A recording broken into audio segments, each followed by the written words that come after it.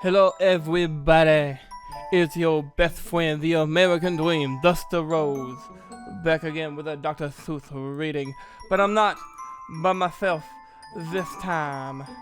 This time I'm with a friend above all friends, the Macho Man Randy Savage. I don't know how you convinced me to read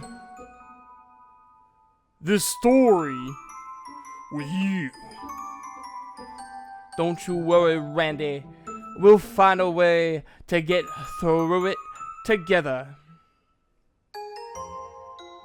Are you ready, Randy Savage? I'm as ready as I'll ever be, yeah. Every who down in Whoville liked Christmas a lot. Like a lot, baby. But the Grinch, who lived just north of Whoville, did not. The Grinch hated Christmas, baby. He was a bad man. The whole Christmas season. Now please don't ask why. No one quite knows the reason. It could be his head wasn't screwed on just right. It could be perhaps that his shoes were too tight. But I think that the most likely reason of all, baby, may have been that his heart was 2 sizes too small, baby. Just like that nature boy Ric Flair. But whatever the reason, his heart or his shoes, he stood there on Christmas Eve, hating the Who's, staring down from his cave with a sour, grinchy frown at the warm, lighted windows below in their town. For he knew every Who down in Whoville beneath what was busy now, hanging a mistletoe wreath. Oh, this is me? And they're hanging their stockings. He snarled with a sneer. Tomorrow is Christmas. It's practically here, yeah. Then he growled with his Grinch fingers nervously drumming. I must find some way to stop Christmas from coming, yeah. For tomorrow he knew all the Who girls and Who boys who would wake bright and early. They'd rush for their toys, and then, oh, the noise. That's the one thing he hated, baby. The noise.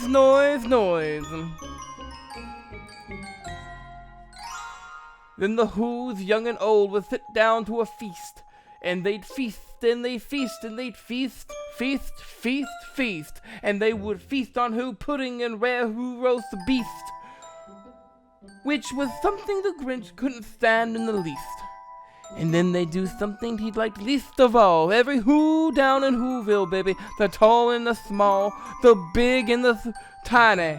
All of them everywhere together, would stand close together, with Christmas bells a-ringing. They'd stand hand in hand, baby. The Who's would start singing. And they'd sing, and they'd sing, and they'd sing.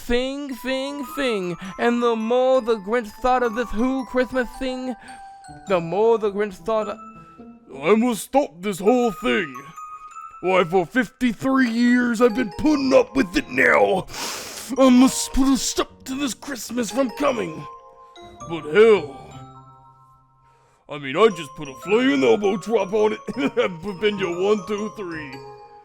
I don't think that's gonna work, baby. See, Christmas is a concept, it's a holiday, not a person.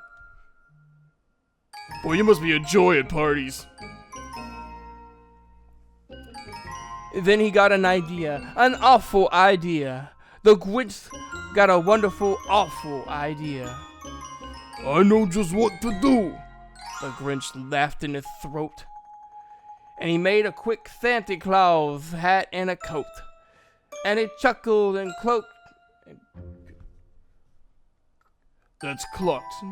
Clucked. What a great Grinchy trick, yeah. With this coat and this hat, I look just like Saint Nick. All I need is a reindeer. The Grinch looked around, but since reindeer are scarce, there was none to be found.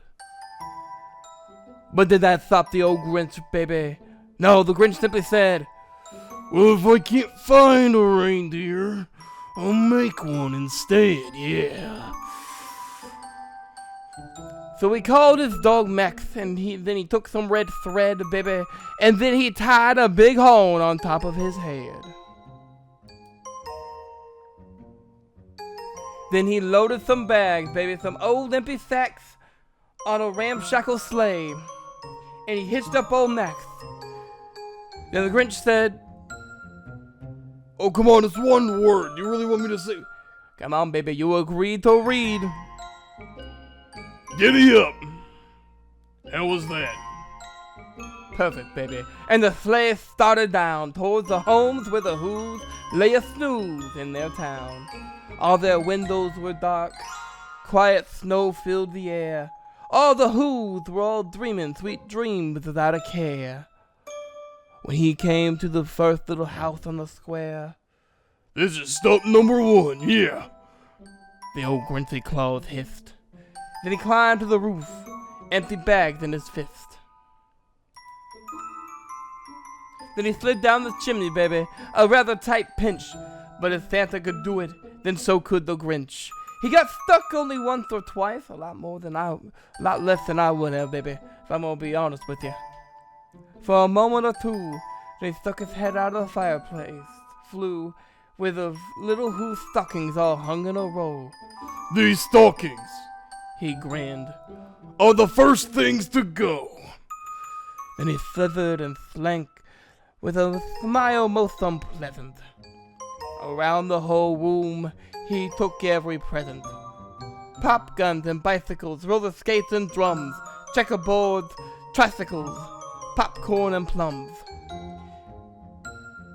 And he stuffed them in bags, and the Grinch very nimbly stuffed all the bags one by one up the chimney.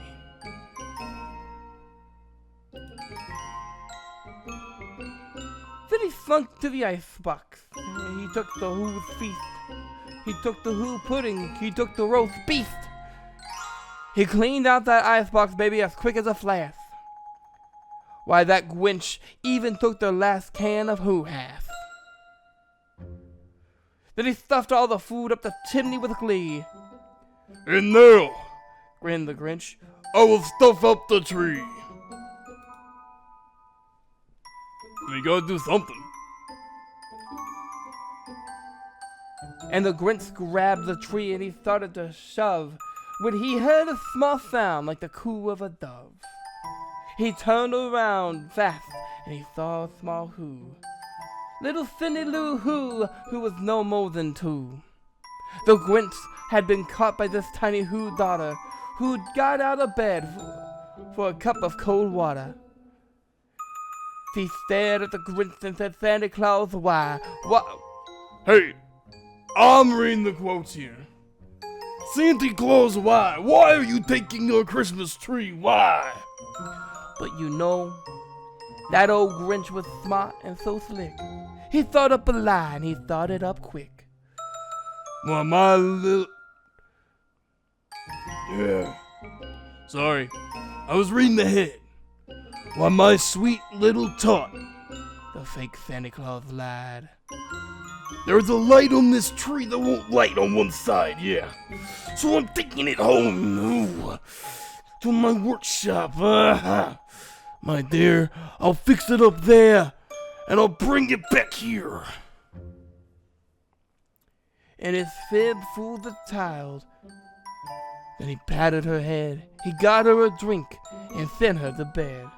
And when Cindy Lou Who went to bed with her cup, he went to the chimney and stuffed the tree up.